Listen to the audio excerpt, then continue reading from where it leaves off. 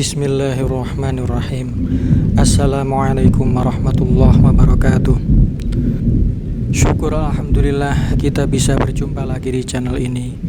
Sholawat dan salam semoga tetap tercurahkan kepada junjungan kita Nabi Agung Muhammad Shallallahu Alaihi Wasallam. Allahumma sholli ala Sayyidina Muhammad wa ala ali Sayyidina Muhammad. Harapan dan doa saya semoga saudaraku semuanya selalu diberikan kesehatan, dilapangkan rezekinya, diampuni dosa-dosanya, dan dipanjangkan umurnya. Amin amin ya rabbal alamin.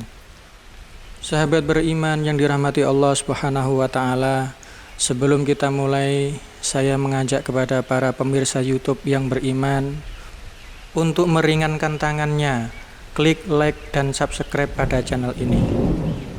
Sahabat beriman yang dirahmati Allah Subhanahu wa taala, ular merupakan hewan yang berbahaya yang sering kita jumpai. Apa yang harus kita lakukan ketika kita bertemu dengan seekor ular? Ketika kita bertemu ular saat berada di dalam rumah, menurut hadis Nabi, maka kita diperintahkan untuk mengusirnya terlebih dahulu. Caranya dengan kita perintahkan ular tersebut untuk keluar dari rumah sebanyak 3 kali. Cara ini dilakukan bila ular tersebut merupakan jelmaan dari jin, dan bila benar maka ular tersebut akan keluar dari rumah. Tetapi bila tidak keluar dari rumah, maka kita berhak untuk membunuh ular tersebut. Ada sebuah cerita riwayat dari salah satu sahabat Nabi, yaitu ketika sahabat Nabi baru menikah dan melakukan hubungan badan dengan istrinya. Lalu setelahnya dia pergi ke masjid karena ingin majelis taklim bersama Nabi Shallallahu Alaihi Wasallam. Setelah selesai majelis taklim, sahabat Nabi tersebut pulang ke rumahnya. Tetapi hatinya merasa tidak enak, merasa gundah. Nah, setelah sahabat tersebut sampai di rumah, dia mendapati istrinya berada di depan pintu rumah dengan memakai pakaian yang sebagian terbuka. Lalu sahabat tersebut merasa cemburu kepada istrinya dan bertanya kepada istrinya tersebut, "Mengapa kamu berpakaian seperti itu di luar rumah?" Lalu sang istri pun menjawab, "Janganlah kamu cemburu wahai suamiku. Lihatlah apa yang berada di dalam rumah dan aku takut. Silahkan kamu lihat sendiri." Lalu sahabat tersebut masuk ke dalam rumah, dan setelah masuk ke dalam rumah, sahabat tersebut sangat kaget karena mendapati ular yang sangat besar berada di atas ranjang.